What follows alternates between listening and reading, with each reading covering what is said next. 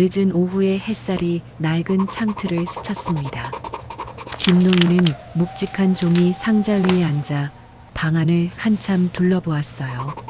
30년 넘게 다닌 구청 책상은 이제 남의 자리였고 그의 이름표는 서류철 밑으로 묻혀 있었습니다.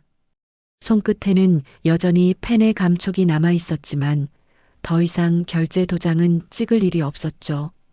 작은 월세방은 조용했습니다. 벽지는 군데군데 색이 바랬고 형광등은 희미하게 깜빡였습니다. 아내를 떠나보낸 지 벌써 10년이 흘렀습니다. 딸 지엄마는 남은 인생의 전부라 여겼습니다. 그는 싱크대 옆에 놓인 낡은 주전자에 물을 끓였어요. 물 끓는 소리가 방 안을 가득 메우자 그제야 허전함이 조금 가셨습니다. 퇴직금 일부로 마련한 보증금, 남은 돈은 거의 지연의 대출 상환에 보탰습니다. 이제는 아이가 편히 살면 됐지. 그는 스스로를 다독였죠. 다음 날 새벽 그는 늘 하던 대로 공원으로 향했습니다. 체조하는 노인들이 삼삼오오 모여 있었습니다. 김 형님, 이제 진짜 은퇴하셨다면서? 박노인이 웃으며 말을 건넸어요. 예, 이제 편히 삽니다. 너무 편해서 탈이에요. 말은 그렇게 했지만 입꼬리 끝이 떨렸습니다. 운동을 마치고 집으로 돌아오는 길, 햇살이 등 뒤를 따뜻하게 감쌌습니다. 그러나 마음 한켠은 이상하게 서늘했습니다. 문을 열자 정막이 한꺼번에 밀려들었습니다. 식탁 위엔 전날 먹다 남은 반찬이 덩그러니 놓여 있었어요. 냉장고를 열었지만 입맛이 돌지 않았습니다. 저녁이 되어도 전화벨은 울리지 않았습니다. 텔레비전 속 웃음소리가 방 안을 메웠지만 그의 귀엔 멀게만 들렸습니다. 요즘엔 애들이 바쁘다더라. 그는 혼잣말처럼 중얼거렸어요.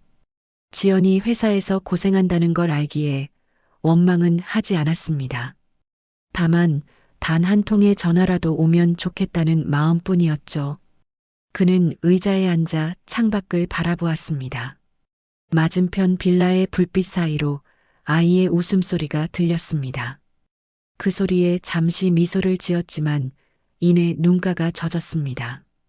우리 지연도 저 나이 때 저랬지. 그는 조용히 커튼을 내렸습니다. 밤이 깊어가자 손에 쥔 리모컨이 무겁게 느껴졌습니다. 잠이 오지 않아 이불 속에서 뒤척이던 그는 문득 알람을 새벽 5시로 맞췄습니다. 내일도 공원에 나가야 한다는 생각이 위로처럼 다가왔습니다. 그는 마지막으로 작은 숨을 내쉬며 속삭였어요. 그래도 아직 괜찮아요. 따뜻한 봄바람이 부는 오후였습니다. 김노인은 빨래를 널던 중 문 앞에 서 있는 낯선 여인을 보았습니다. 안녕하세요, 어르신. 실버타운 무료 점심 행사 오셨어요? 이웃 아주머니가 웃으며 전단지를 내밀었어요. 색이 선명한 전단에는 노년의 품격, 편안한 안식처라는 문구가 적혀 있었습니다. 김노인은 전단지를 접어 주머니에 넣었습니다. 공짜 밥이라도 먹고 오지 뭐. 그는 별 생각 없이 모자를 눌렀었습니다. 행사장은 동네 복지센터 근처에 있었고 의자마다 이름표가 붙어 있었습니다. 직원들이 밝은 미소로 인사했고 테이블 위엔 잘 차려진 식사가 놓여 있었죠. 하지만 어딘가 모르게 인위적인 따뜻함이 느껴졌습니다. 식사를 마친 뒤 상담원이 다가와 말을 걸었습니다. 어르신, 혼자 지내시죠? 이런 시설에 계시면 훨씬 편하실 거예요. 그 말에 김노인은 잠시 눈을 내리깔았습니다. 혼자라는 말이 마음속에서 유난히 크게 울렸습니다. 그는 대답 대신 미소만 지었습니다. 행사 후 실버타운 내부를 둘러보게 되었습니다.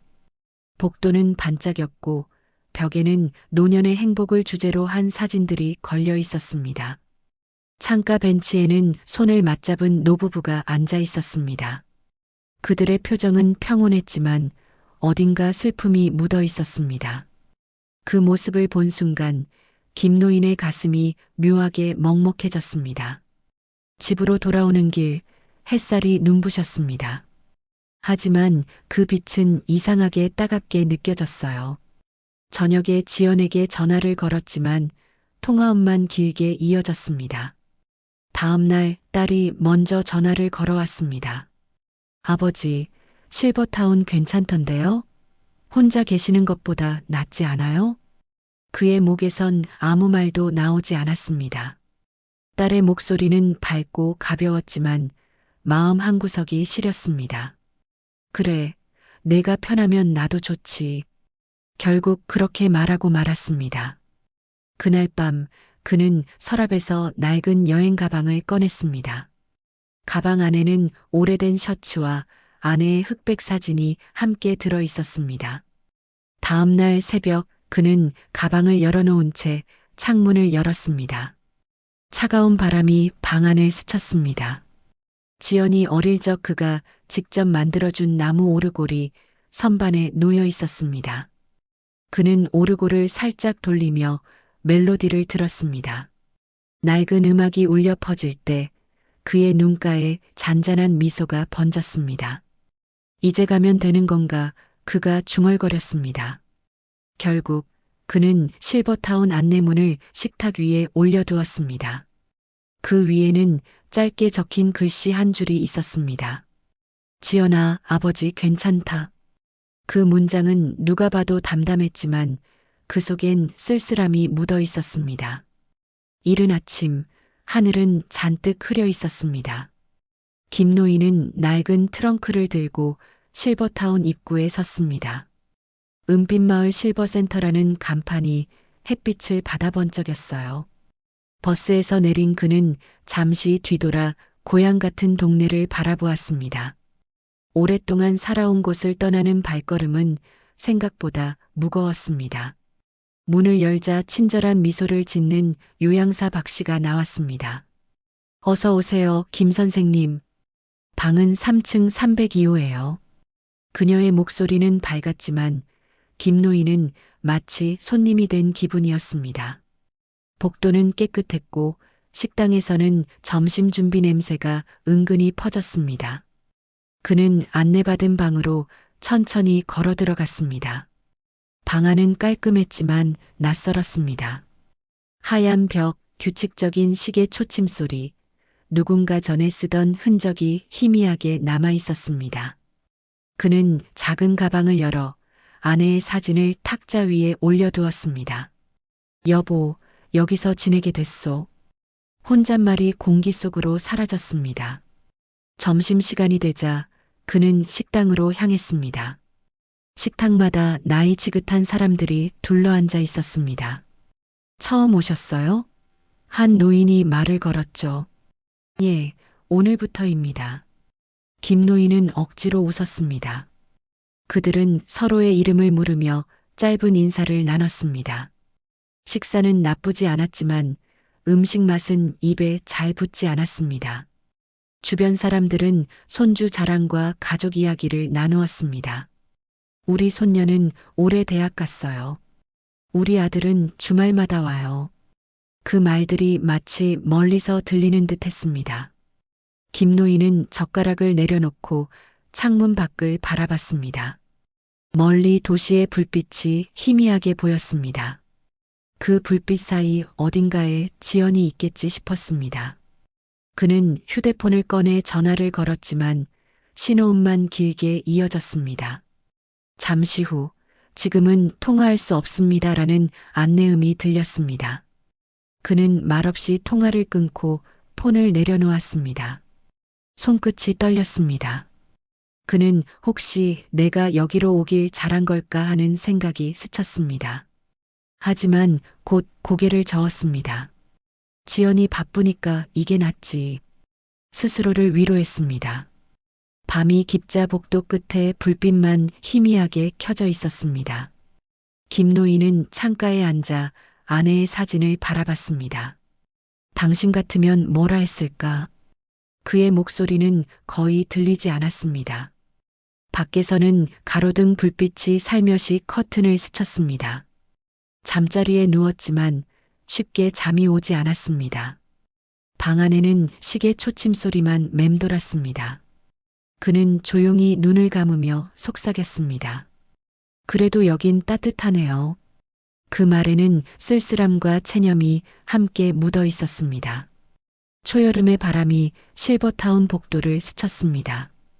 김노인의 방 창가에는 작은 화분 하나가 놓여 있었어요. 그는 매일 아침 그 화분에 물을 주며 하루를 시작했습니다.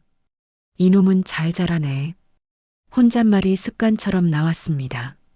시간이 흐르면서 화분은 점점 푸른빛을 되찾았지만 그의 얼굴은 점점 창백해졌습니다. 입소 2달째가 되자 김노인의 일상은 단조로웠습니다.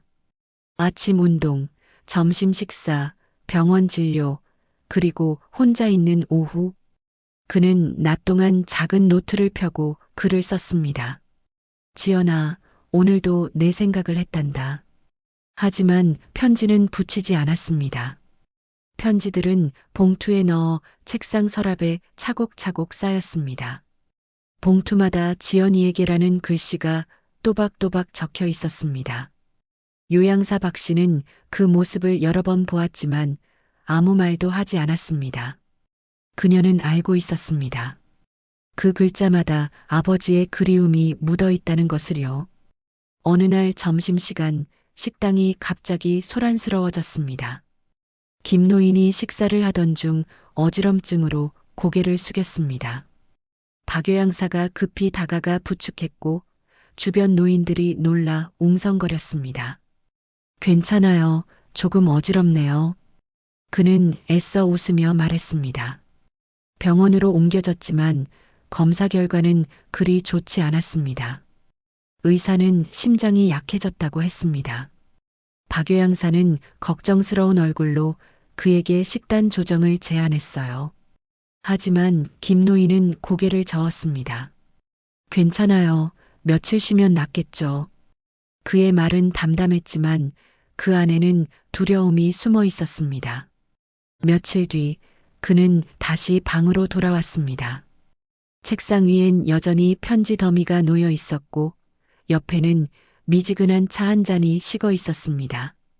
그는 서랍을 열고 달력을 꺼냈습니다. 지연 오는 날이라는 글씨가 빨간 펜으로 적혀 있었습니다. 하지만 그날은 이미 지나 있었습니다. 그는 펜으로 그 표시를 천천히 지웠습니다.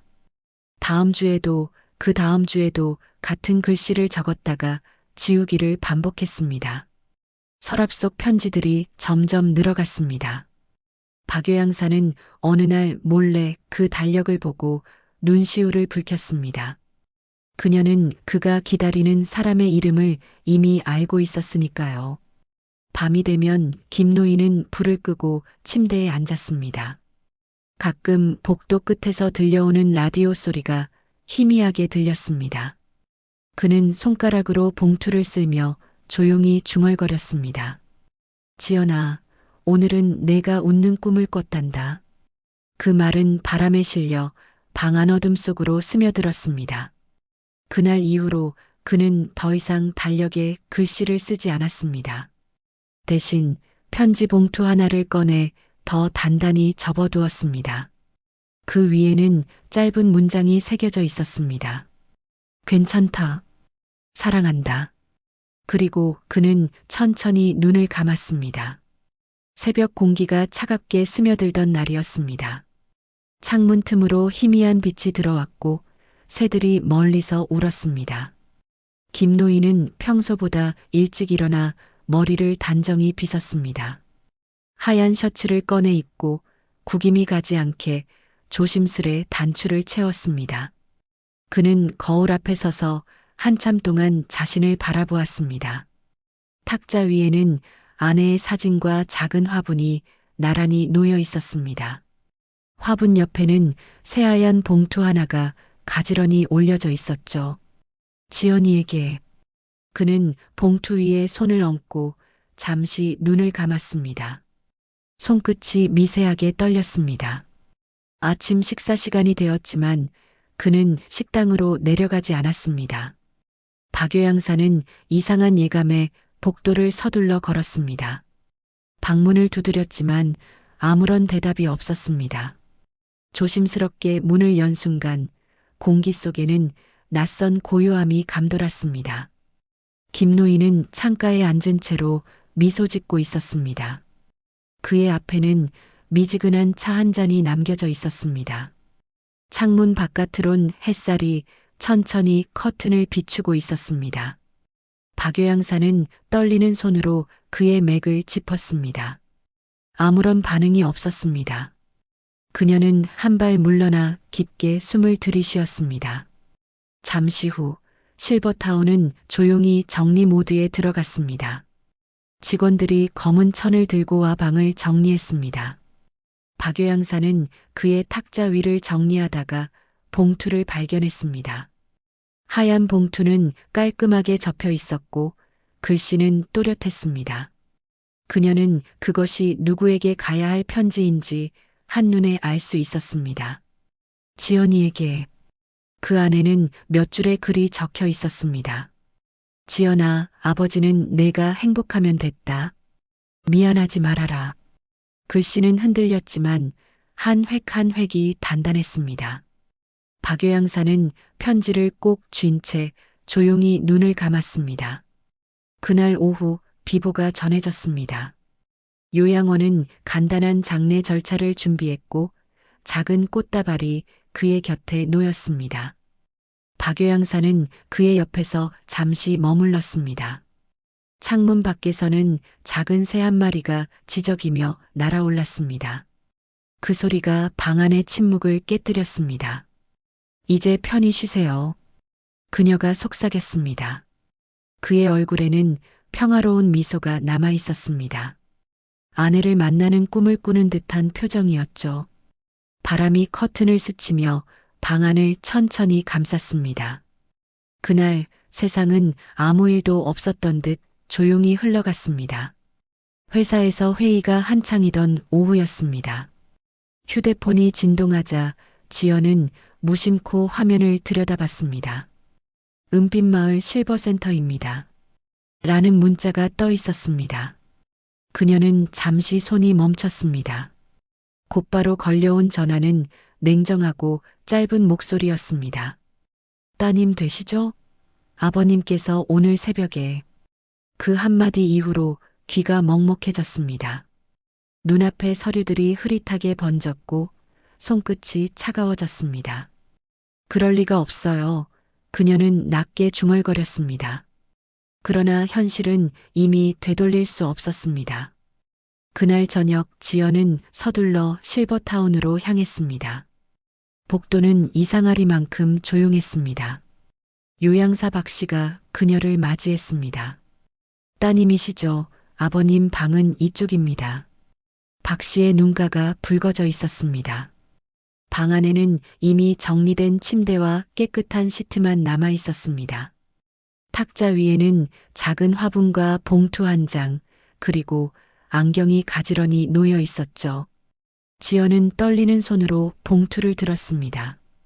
지연이에게. 그 글씨를 보는 순간 그녀의 눈에서 눈물이 흘러내렸습니다. 편지를 펼치자 익숙한 필체가 보였습니다. 지연아, 아버지는 내가 행복하면 됐다. 미안하지 말아라. 짧은 문장이었지만 모든 말이 가슴을 찔렀습니다. 그녀는 손으로 입을 막았습니다. 어린 시절 아버지의 목소리가 귓가를 스쳤습니다. 추우면 꼭 목도리 해라. 너 힘들면 아버지는 괜찮다. 그 목소리가 하나씩 되살아났습니다. 지연은 주저앉은 채 펑펑 울었습니다. 박요 양사는 그녀 곁에 조용히 서 있었습니다. 마지막까지 딸 걱정만 하셨어요.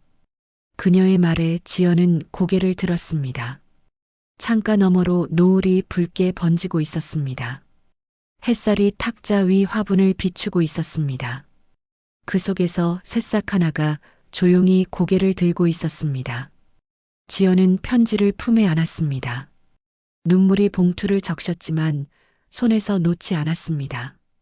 아버지가 남긴 마지막 온기가 손끝에서 느껴졌습니다. 그녀는 속삭이듯 말했습니다. 아버지, 이제야 알겠어요. 밖에서는 바람이 불었습니다. 커튼이 살짝 흔들리며 방 안의 공기를 바꿨습니다. 모든 것이 멈춘 듯 고요했지만 그 순간만은 따뜻했습니다. 지연은 하늘을 향해 고개를 들었습니다. 그녀의 눈동자에 눈부신 빛이 번져들었습니다. 하늘은 잿빛이었고 바람은 낮게 불었습니다. 장례식장은 작고 조용했습니다. 지연은 검은 옷을 입은 채 무표정한 얼굴로 서 있었습니다. 향 냄새가 공기를 가득 채웠지만 아무 냄새도 느껴지지 않았습니다. 조문객은 많지 않았습니다. 회사 동료 2명이 조용히 헌화를 했습니다. 그 뒤로 실버타운의 몇몇 노인들이 천천히 걸어 들어왔습니다. 그들 중 한 노인은 지연에게 다가와 말했다. 따님, 아버님이 늘 자랑하셨습니다. 좋은 딸이라고요. 그 말에 지연은 고개를 숙였습니다. 영정사진 속 김노인은 미소 짓고 있었습니다. 생전보다 더 온화한 표정이었습니다. 지연은 사진을 똑바로 바라보지 못했습니다.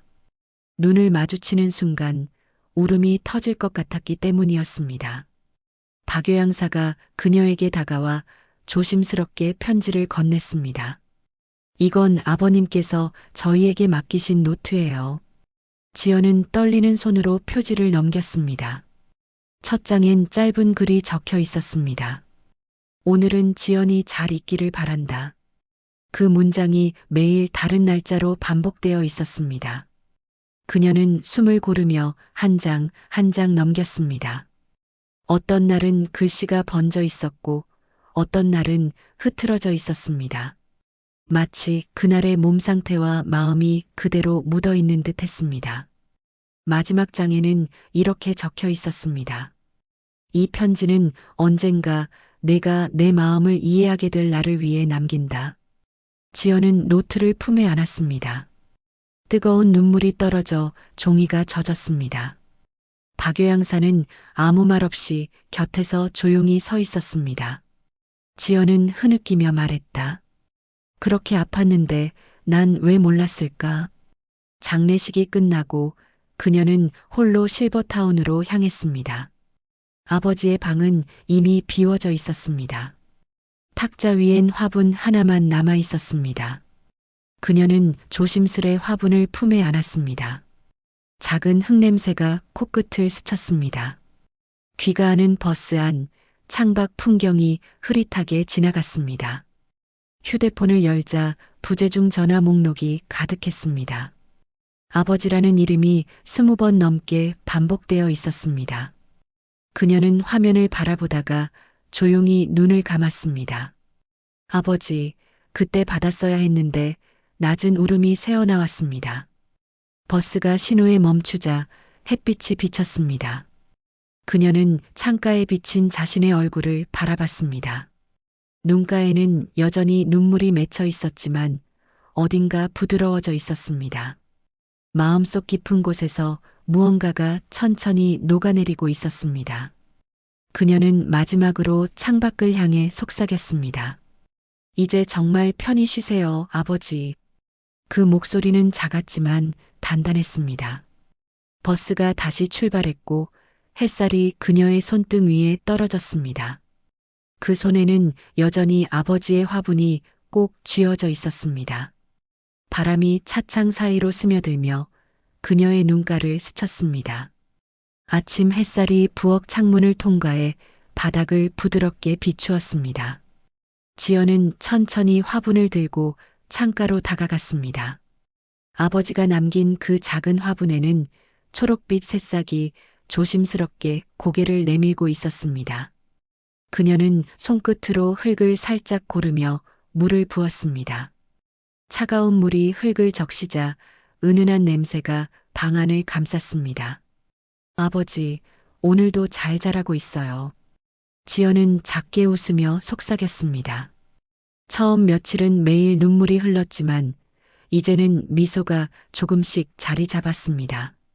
아버지가 남긴 온기는 사라지지 않았고 그 향기는 여전히 남아 있었습니다. 그녀는 그 사실이 이상하게 위로가 되었습니다. 그날 이후 지연의 일상은 조금씩 달라졌습니다. 출근 전 아침마다 화분에 물을 주며 하루를 시작했습니다. 창밖을 바라볼 때면 언제나 아버지가 앉아있던 공원의 벤치가 떠올랐습니다. 거기엔 여전히 몇몇 노인들이 모여 체조를 하고 있었습니다. 그 모습을 바라보며 그녀는 조용히 미소를 지었습니다. 회사에서도 그녀는 변했습니다. 부모님 이야기가 나오면 더 이상 피하지 않았습니다. 점심시간에 동료가 부모님께 자주 연락드리세요라고 말했을 때 그녀는 조용히 고개를 끄덕였습니다. 그리고 마음속으로 다짐했습니다. 나처럼 후회하지 말라고. 며칠 후 지연은 책상 위에 놓인 안내 전단지를 발견했습니다. 노인 돌봄 봉사단 자원봉사자 모집. 그 문구가 이상하게 눈에 들어왔습니다. 그녀는 잠시 망설였지만 이내 펜을 들어 신청서를 작성했습니다. 이름을 또박또박 적을 때 손끝이 따뜻해졌습니다. 아버지, 나 이제 조금은 알 것 같아요. 그녀는 그렇게 중얼거리며 서류를 봉투에 넣었습니다. 창가 쪽에서 햇빛이 비쳐왔고 화분의 새싹이 반짝였습니다. 그 빛이 마치 아버지의 미소처럼 느껴졌습니다. 그녀는 살짝 고개를 숙이며 미소를 지었습니다. 저녁이 되어 창밖의 하늘이 붉게 물들었습니다. 노을빛이 화분 잎사귀 위로 천천히 내려앉았습니다. 지연은 조심스럽게 손바닥으로 잎을 어루만졌습니다. 이제 내가 돌볼게요. 아버지의 마음까지. 그녀의 목소리는 부드럽고 단단했습니다. 시간이 흐르자 방 안의 공기가 달라졌습니다. 예전엔 차갑던 공기가 이제는 따뜻하고 잔잔했습니다. 그녀는 창문을 열고 바깥 바람을 맞았습니다. 바람이 살짝 스치며 화분 잎사귀를 흔들었습니다. 그 순간 마치 누군가 다정히 손을 얹는 듯한 느낌이 들었습니다. 그녀는 눈을 감고 고개를 들었습니다. 바람은 속삭이듯 지나가며 그녀의 머리칼을 흔들었습니다. 아버지의 마지막 말이 다시 떠올랐습니다. 지연아, 행복하거라. 그녀는 그 앞에서 미소 지으며 속삭였습니다. 내가 피어날 때까지 매일 아버지를 기억할게요. 그리고 그날 그녀의 마음속에도 한 송이 새싹이 피어났습니다.